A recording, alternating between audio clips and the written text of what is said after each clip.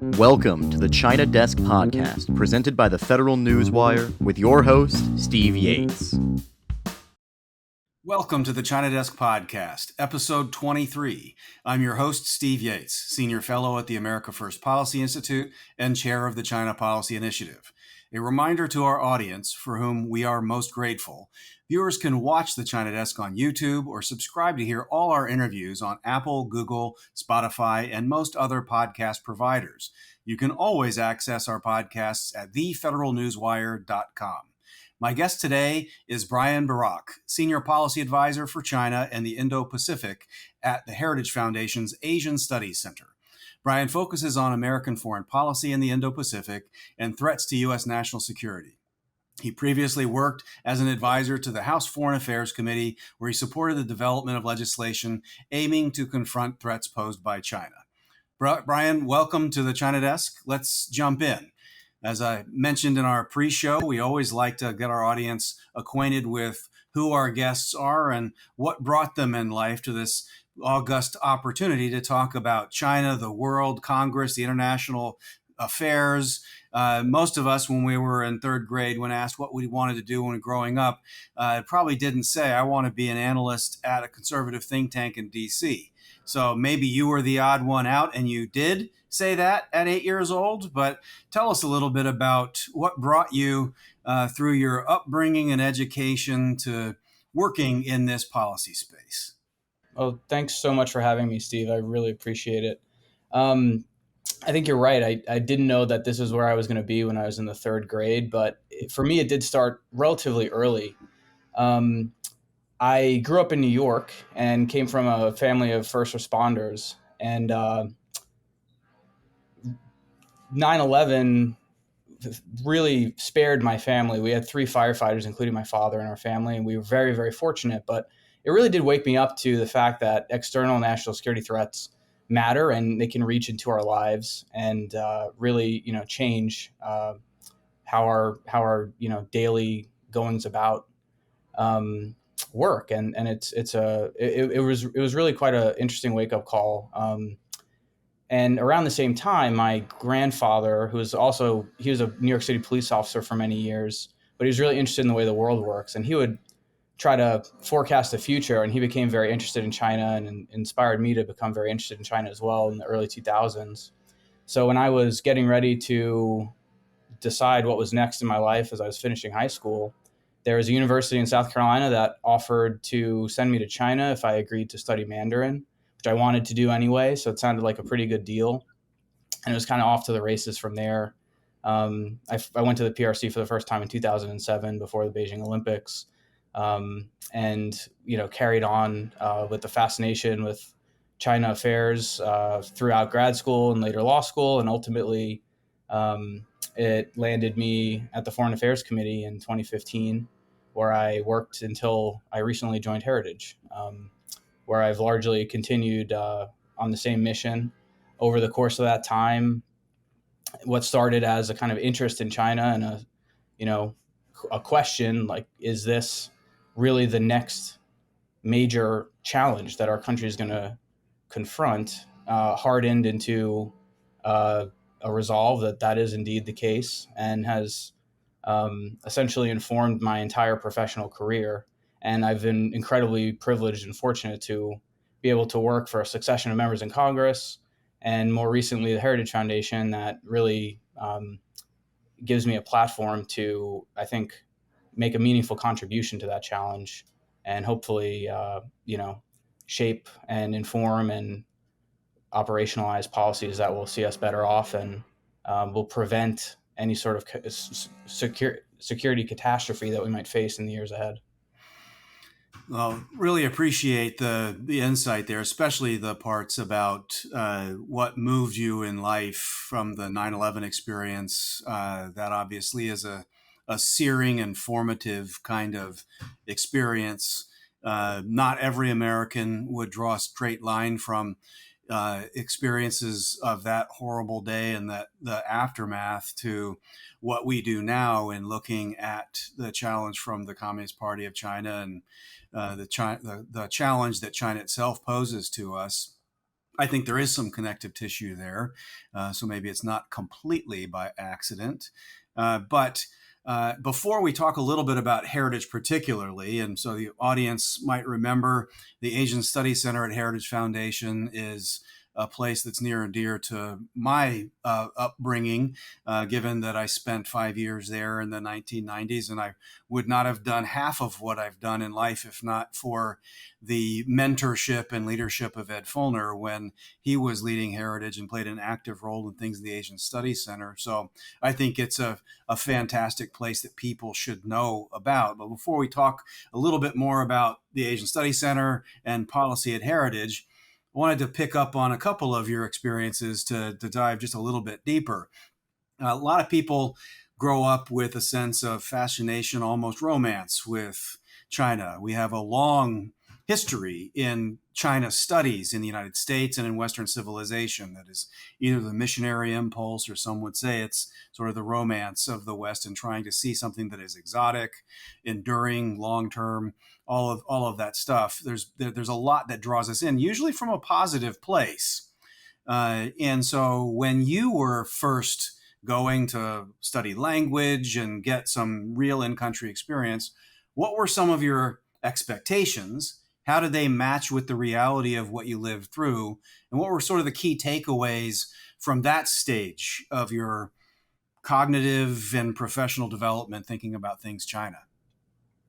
Yeah, it's a great question because there is a bit of a mixed bag, and I think that pretty much everyone I've worked with who has familiarity with China really enjoys the country itself, the physical majesty of it, the people, the elements of Chinese culture that have nothing to do with the Communist Party's totalitarian government are generally wonderful. But it became pretty apparent over the course of my education and my professional life that the reality of the bilateral relationship was increasingly hostile and structurally problematic for us.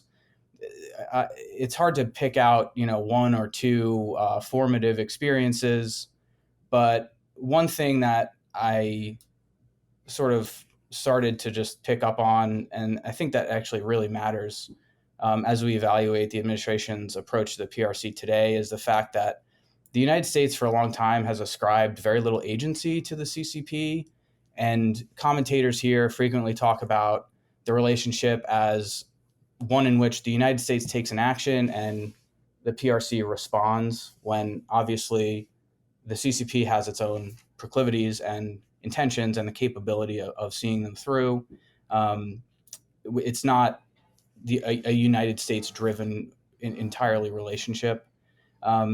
There were certain realities that were happening as I was getting professionally active that I think were just very determinative regarding how one should take the CCP at its word, like the Xi Jinping Rose Garden episode, wherein he promised not to militarize the South China Sea and not to conduct cyber attacks against the United States, was another big one where it was very apparent that we're dealing with an entity that is more than willing to stand up in front of the United States people in the most public possible way and essentially lie to us. So that was pretty informative as well.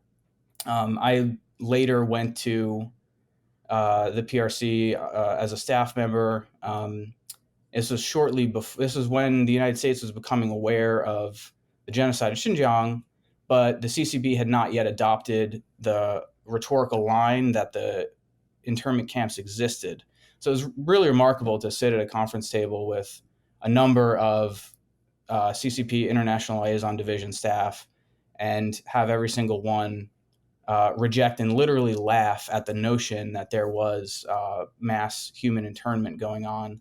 And then just a few months later, for the line to completely turn on its head and say, well, actually, these re-education camps do exist and they're a good thing, and they're responsive to legitimate concerns we have. So that was all sort of part of, I think, what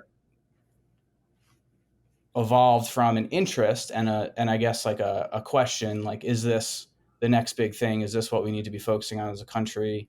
Into a hardened resolve that it is indeed, and the adversary that we're dealing with does have some significant, problematic types of behavior that we need to be concerned with. Well, you hit on a really deep and important topic that I think doesn't get highlighted enough. And I really commend you for arriving at that relatively early. And as you described your journey on getting to know what's happening with China and our approach, and that's that issue of really having any kind of agency and accountability in the relationship. I think that Americans often fall into the trap of just being at the bottom of a well of politics, and they just see things as either a president or an administration good or a president or an administration bad.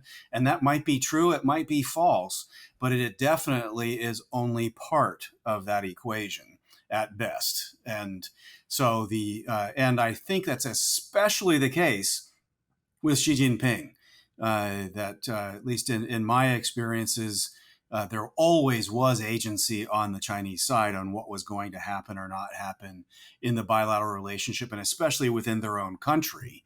But with Xi Jinping, I think he's made the quiet part out loud, and pretty much put to lie the idea that whether we have tension or competition or conflict right now, we Americans don't actually get the final vote.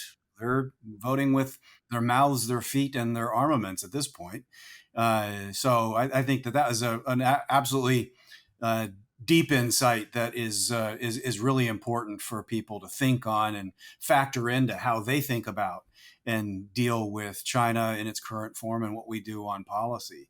And I think it's also really, really important that we look at the arc of what so many people's experiences are. And yours is part of a pattern that many of our guests have had, where you have an interest, a desire, you have very positive experiences with people, and you learn from painful experiences, in some cases, the distinction between the Chinese people and the Chinese government, what we think of as China versus the Communist Party of China. And so that's, I think, a really, really important part of what we explore in the podcast, of so many people in so many walks of life dealing with China having this. So I commend you for that part of the journey. So let's, after you've been mugged by reality and you've seen a couple of things that maybe you didn't expect, but over time now you've come to expect, you've looked at the absolute denial of atrocities and genocide and whatever else. After you sort of digest some of that stuff, you sort of wonder, well, how are you supposed to have a relationship with a government that engages in that kind of behavior? How are we supposed to trade with a country that has these kinds of things going on? Let's turn gears now to Heritage and the Asian Studies Center, because I think that's where some of these answers probably will take us. Heritage launched a significant project to put forward a China strategy document talking about the need for change in America's approach to what we see as the greatest external threat to the American way of life. Walk us through a little bit about how Heritage is articulating and defining that challenge. So let's first talk about sort of the context for it. What happened in the past? What did we need to change from? And what is Heritage advocating we change to, before we get into some of the pieces of policy that are laid out in that? Yeah, happy to. And this sort of, is very closely related to why I'm sitting where I'm sitting right now, because for my professional career, I always look to Heritage as a very definitive source of the appropriate conservative policy, and really whatever respect you were looking for it. But as part of a larger recalibration, I think, in the conservative movement writ large, a lot of orthodoxies and dogmatic sort of principles that had been part of the conservative platform for a long time had become kind of increasingly untethered from the reality of the strategic competition or U.S.-China relationship, whatever you want to call it. And that's that, essentially reflecting the sense that China has become an exception to many of the rules that commonly apply.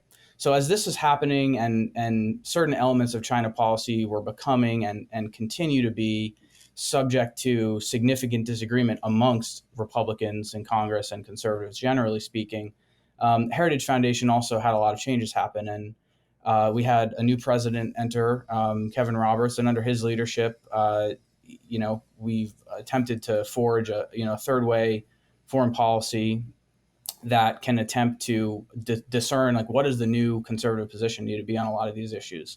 And the Winning the New Cold War report is really the most authoritative place to look for Heritage's position on China issues in that new context. So there's a number of things that would be worth flagging that are probably a little different than where Heritage was on these issues in the past, but reflect the new reality that we're facing with a competitor on a scale, intensity, and level of capability that we really haven't had before.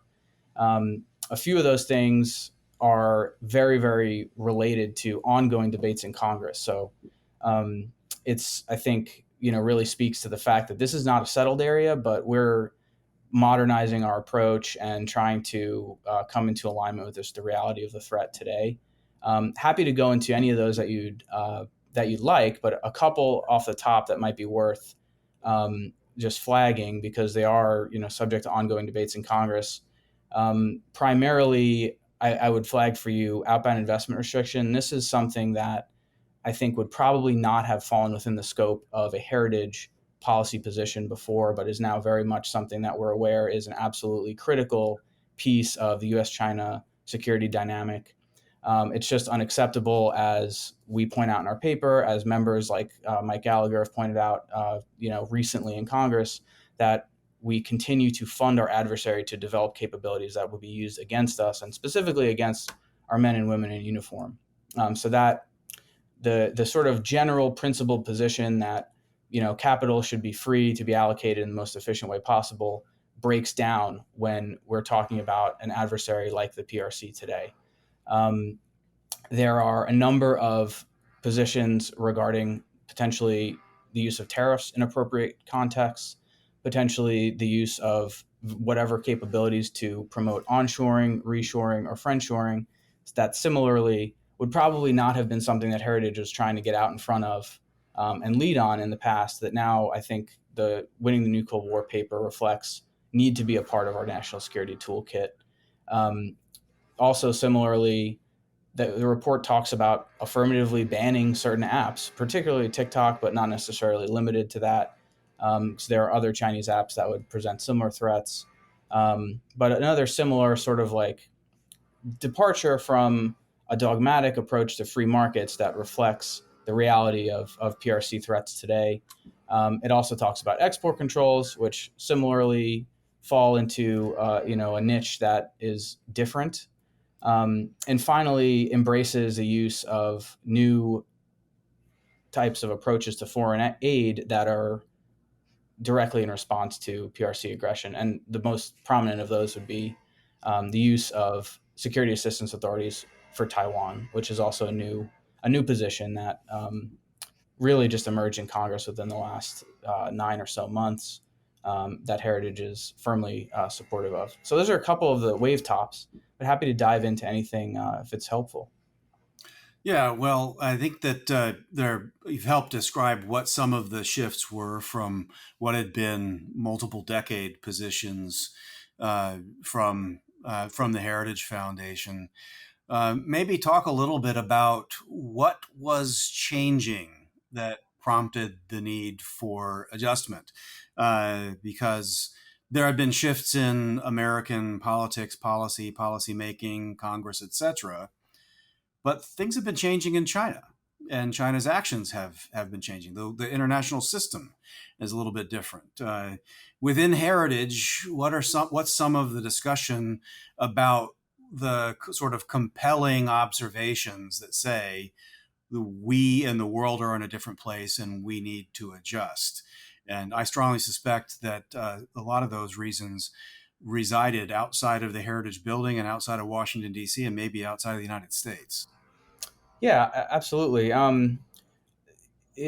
some of this relates to the overall framing that was chosen for this paper, which was, a multi-party, decision, and continues to be fodder for a lot of discussion. Like the question of are we in a new Cold War or not, seems to be grounds to write infinite op-eds for folks like us, frankly. And I think that the prefatory content in the report sort of lays this out. We're not saying that we are in a one-for-one analog to a previous historical context, because there is no context. But what we are in is a full spectrum competition that's currently short of armed conflict.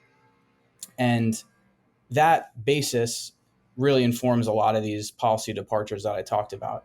We've never really had a situation before where we are incredibly reliant on our adversary for basic functions of daily economic life and even things like our military affairs. I think it was this summer the CEO of Raytheon said that he had dozens of suppliers in the PRC and that decoupling was impossible. It's pretty alarming when one of the largest United States defense contractors, publicly admits reliance on our primary adversary.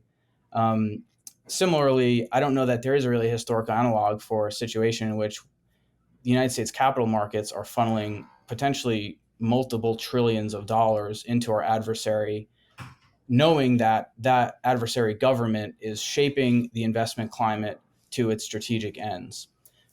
So this is sort of this heavy economic interdependence is obviously something that's new for us, but the overall great power competition implication was potentially useful to get at the scale of changes that will need to be made, and that's sort of the implication that was made with the framing of the report.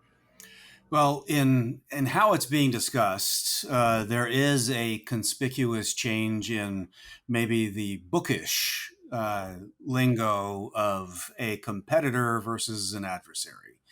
And I think I know in my mind how I would answer the question, but how do you and your colleagues at Heritage answer the question of what did China do to graduate from competitor, which could just be like intramural sports, to adversary, which implies some harm has taken place? Yeah, that's a really good question. And to be honest, it's probably not something I thought well enough about, because I was always of the mind that the PRC was an adversary, just based on like a rational assessment of the specific actions that they're taking on a pretty daily basis globally, not just in relation to the United States. I think that part of this debate is related to the DC foreign policy establishment just being uncomfortable with friction and change, and a reflexive preference to avoid what is painful and uncomfortable and hard, and hew to tried and true sort of ways to kick the can down the road. And that's really what we're seeing the administration engage in now, I think, to an extent. And I'm happy to talk about that. But when it comes to whether the PRC is a competitor or an adversary, that's another thing that's implicit and explicit in the Heritage Report, that the PRC is an adversary. And whether I think you're a competitor or an adversary is one element of that might be, is what the PRC talks about as win-win cooperation really meaningfully possible? I don't think that we have any actual evidence to support the conclusion that it is possible, certainly under Xi Jinping, maybe even before that. And that really does inform like what we need to do in terms of our affirmative policy, which flows into some of the big changes that we've talked about. Yeah, well, and I think, poisoning the world with a virus and letting fentanyl out to the cartels and stuff, not exactly love letters from a friend that wants to have positive sum benefits and exchanges. But I do think that the shifts in discussions about the economic relationship are really fascinating to watch the change. I mean, all of us have had different opinions over the years about how best to try to interact. And there certainly was a dominant thesis that suggested if we gave privileged access and opportunity to the People's Republic of China, that benefits would accrue to its people. Over time, its people would demand more accountable and responsive government.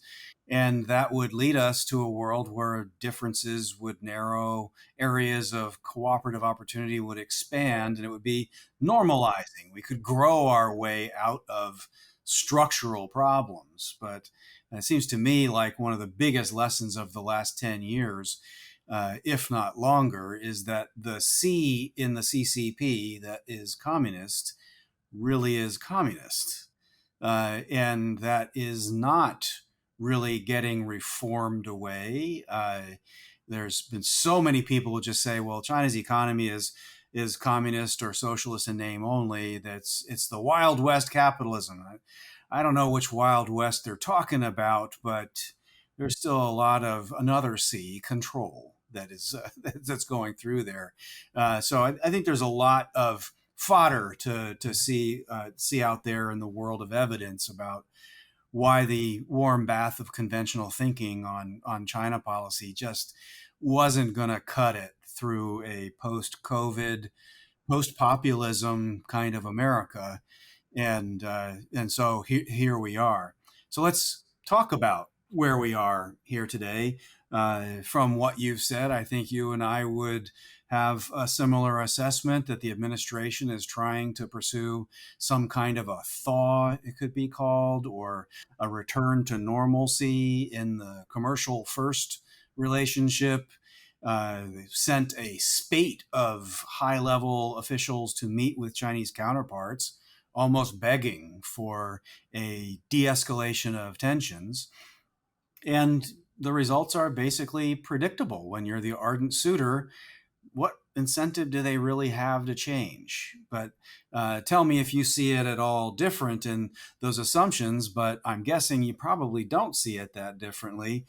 If that's where we are today, what can meaningfully be done between now and the advent of a change of administration? Yeah, it's a great question. And exactly to your point, there are actually old foreign affairs articles from the Trump years wherein some of the top Biden foreign policy and Asia hands criticized the policy that they're currently conducting. And one even uses the phrase, don't be an overeager suitor. So, clearly, like, this is not a completely novel concept. But it is really a shame because I think that it is absolutely ludicrous to think that the CCP doesn't know that establishing regularized, bureaucratic, formalistic dialogues are an excellent way of preventing the United States government from taking any real concerted action. We've seen this time and time again from historical analogs like the bundling of Taiwan arms sales, which contributed to the situation we're in today, wherein we're potentially as much as a decade or more behind on Taiwan arms deliveries. We saw this throughout the course of the spring, wherein critical national security actions were delayed, diluted, watered down, or just, trash canned because we had these high-level cabinet exchanges happening that were ultimately fruitless. And it really should be cause for concern that further critical actions that need to be taken are not going to happen because we're building towards a leader-level exchange between President Biden and Xi Jinping this fall. So I'm quite preoccupied and concerned with this. And to your point, the aperture for actual productive steps is relatively narrow. Obviously, Congress is having a difficult battle over spending right now.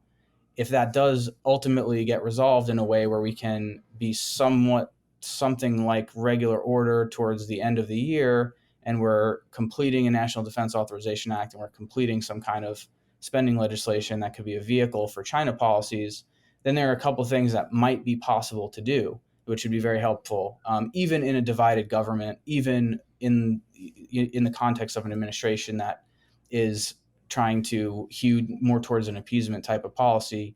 It's not totally unrealistic to pin some of our hopes on Congress on issues like reforming loopholes in our law that prevent executive agencies from taking action on dangerous apps like TikTok, for example, or putting forward ideas on export control reforms that continue to allow entities like Huawei to essentially like beat U.S. sanctions. So there are a couple of those things that are either, I think, likely to happen this fall, or at least realistically possible over the course of October and November. There needs to be some kind of resolution on outbound investment restrictions. We now have conflicting House and Senate language that's going to, at some point, need to be worked out, as well as the Biden administration's watered down executive order on the review and restriction of outbound investment. And there are other like novel ideas like expansion of CFIUS authorities to deal with foreign adversary land purchases in the United States. So there's a basket of things that are productive and doable. It's just a matter of, can we prevail over congressional gridlock and dysfunction? Can we prevail over inter-conference disagreement on some of the policy specifics? And, can we kind of achieve critical mass to actually get some things across the finish line? It's always a tough lift in Congress, but it's possible. Well, historically, Congress has played a significant role in things in Asia, from everything from the Taiwan Relations Act to some pretty big moves in U.S.-China relations. And there is a pretty storied history of leaders in Congress standing at odds with presidents of their own party from time to time. We have the Hyde and Lantos duo in the House. There were similar pairs, whether it was Helms and Pell and others, that would stand up and really speak out on human rights, speak out on strategic issues, regardless of the party that was in the administration. Congress today seems a little bit different. Maybe talk a little bit about what your experience has been on the Hill, and whether we are in a moment where on China policy, maybe there's an opportunity to go back to the way things used to be, and they would be a little bit more bipartisan and a little bit less trapped by what party is in the White House. But partisanship has seemingly run amok in Congress in recent years. How was your experience in dealing with colleagues within the conference or across the aisle when it came to the portfolio you had? And what does that say about where we are now and might go on this? Yeah, so to your point, I think that there is actually recent predicate for members of a party in Congress bucking the president of their own party to take bold moves on China. The other side of that coin, though, is that, for better or worse, the only times that we've seen Congress actually pull together to pass standalone legislation that makes meaningful changes to China policy is in the narrow context of human rights. So we've, as a nation, done really important and useful things over the last several years, but it has always required a human rights nexus to get through both chambers of Congress and like avert administration lobbying against the measure, or prevail over administration lobbying against the measure, and ultimately make it through. What I'm talking about specifically are the measures that we took in Congress in regards to the essentially the destruction of Hong Kong. So two successive Hong Kong bills, several successive Uyghur bills passed as standalones as well. Like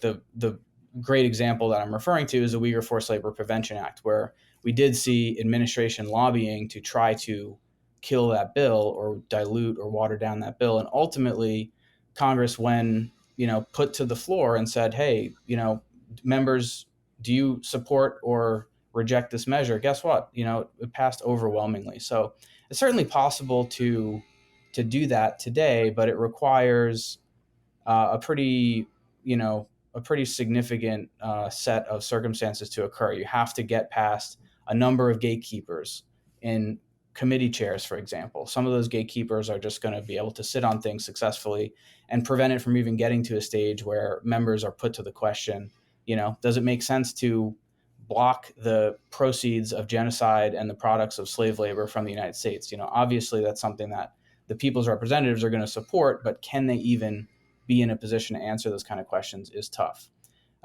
So whether we can translate the resolve that has been reached on those clarifying questions into areas that have continue to have a strong national security nexus, but don't really have the flavor of human rights to them, really remains to be seen, because some of the major efforts that have been taken to do so have ultimately failed or collapsed or been, changed to the extent that they're not really even a foreign policy or national security measure anymore, like the CHIPS Act. So that's something that I think everybody that's interested in changes in China policy should be concerned with. Can we achieve critical mass to do things like address capital outflows into Chinese military civil fusion companies? Or is that something that's going to be bureaucratized into, oblivion? It's going to be a tough lift. Well, one of the new actors in this space is the Select Committee on Strategic Competition with the Chinese Communist Party. And a lot of the topics that you've highlighted just now are subjects that they've addressed through their Select Committee. It has been, at least to date, remarkably bipartisan. There's been a few things that might pull one way or the other over the course of this year and what they've been doing, but by and large, Chairman Gallagher has had the ranking member with him for just about all their public availabilities. And they've pretty much hit head on a lot of these subjects from what I would consider to be the right point of view. Do you see that as somewhat helpful in getting past what you accurately described as the gatekeepers and the committees of jurisdiction? Is the Select Committee providing some top cover, or in Japanese parlance, some gaiatsu, some outside pressure to maybe get things moving along? Or is it something that is kind of communicating to the broader American public and the world, but the internals of Congress remain as they've been? That's the $100 question. I think it's a little too early to say. They have a lifespan that's established in their enabling legislation. They're not even halfway through that lifespan yet, so they have some runway left. I think they deserve a ton of credit for really elegantly phasing their actions in a way that has, like you mentioned, preserved a level of bipartisanship within the committee and really legitimized what they're doing. They started from an ideological and values base and are now building that out into specific sort of contributions on things like the outbound investment set of questions. So that's great. What I think we should all hope for and support, from whatever, sectors where we are, whether it's in think tank land or just, from the grassroots level, is ensure that they have the top cover they need to win arguments. Because I think that generally speaking, what we've seen so far, and I think there's a reasonable guess to say that the policies that they will be introducing in the future are generally the consensus of the average American person. These are common sense things, right? Like having our pension funds fund our adversaries' military is sort of I think a no-brainer for most people, in the sense that is a major problem and obviously something that most people would rightfully raise issue with.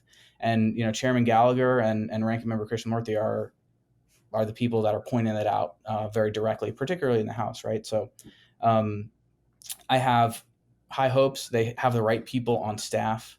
They have the right leadership. It's just a matter of, can they actually be put in a position where they're able to have an argument with folks that are recalcitrant, and will they have top cover from ultimately leadership to prevail in those arguments?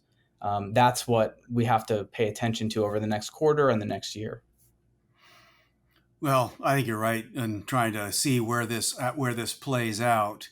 In the time we have remaining, let's talk a little bit about a topic that is very much in the news and is, I think, relevant to the broader Heritage Report about the new Cold War challenge, but also our economic relationship generally, and that is Taiwan. And the question that seems to come up every single day in media and policy circles is, are we headed to conflict, and what should be done to try to mitigate or overcome that challenge? So in the work that you and your colleagues are doing, what are some of the steps that Heritage today recommends we take to mitigate the threat of that kind of outbreak of conflict, and otherwise maybe refresh our relationship with Taiwan? If there was a need to refresh our assumptions and approach to China, or is there a need to refresh the assumptions and approach to Taiwan?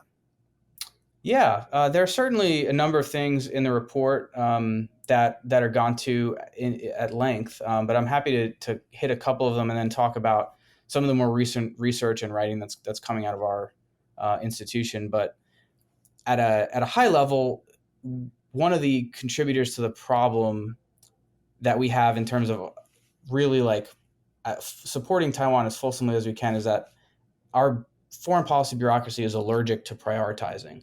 So we're now in a situation where we have successive administrations that are able to clearly diagnose what is our biggest foreign policy challenge, that being the PRC, what is the primary theater that we need to be concerned with, that being the Indo-Pacific. But we've been basically unable to shift resources into alignment with that strategic consensus now across administrations and parties. What I mean by that is that when it comes to foreign policy spending, less than 10% goes in the Indo-Pacific region writ large, right? That's about half the world.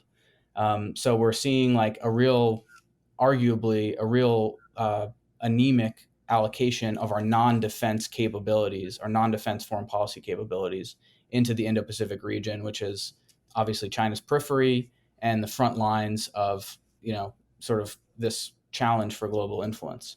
On the military side, there's obviously a long-standing set of issues there with the atrophy of our defense industrial base, the atrophy of our shipbuilding capabilities that has now seen the PRC exceed the number of United States surface combatants. And there's a number of other related issues like consistently unfunded priorities from Indo-Pacific Command, et cetera, that we really need to start being attentive to. So these are all things that Heritage is trying to push to resolve. On the U.S.-Taiwan bilateral piece specifically, obviously there are increasing limitations regarding United States munition stockpiles and production.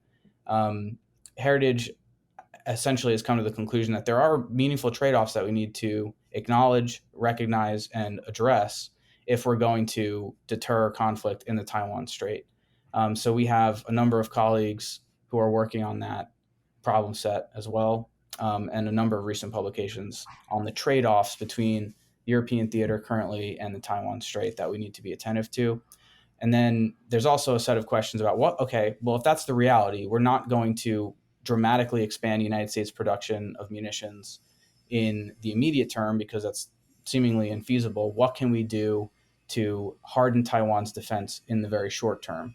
And that's where we come to trying to use foreign policy authorities and things that haven't been a characteristic of the United States-Taiwan relationship previously, like foreign military financing and presidential drawdown authority, which could be used to rush munitions to Taiwan in the short term to kind of help to some extent offset the dramatic overbalance that Taiwan is facing across the strait.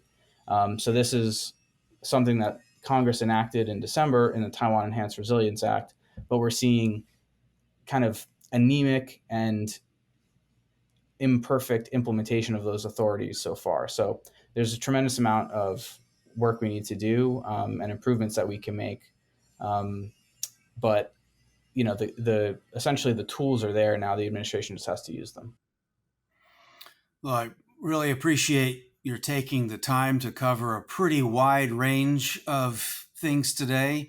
Everything from your own personal journey of getting mugged by reality, going to China and loving a part of it and getting shocked into the challenges that we deal with from there forward.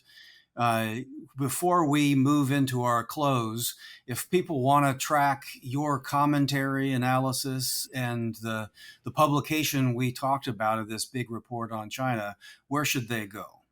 Yeah, so I will circulate anything that I write or publish on Twitter usually. It's just my name, Bryan Burack, in one word. It's Bryan with a Y.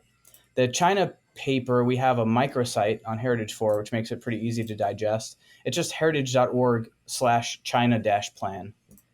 So heritage.org/China-plan, separated by a dash. Pretty simple, but that's where you can find a digestible version of the paper and refer to, what is Heritage's current stance on a given contentious issue in U.S.-China policy.